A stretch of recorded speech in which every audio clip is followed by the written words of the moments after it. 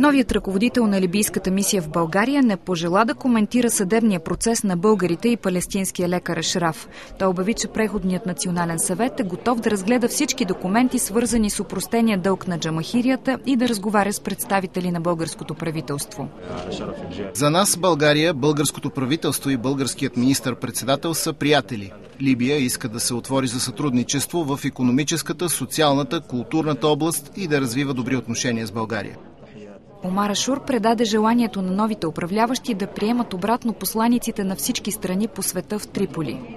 Либия е готова да възобнови отношенията си с всички страни по света и желае да се разграничи от бившата власт и тероризма.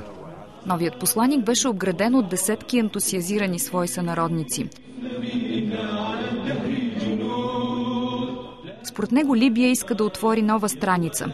Той изрази готовност да приеме в посолството всеки български гражданин и представител на българска институция.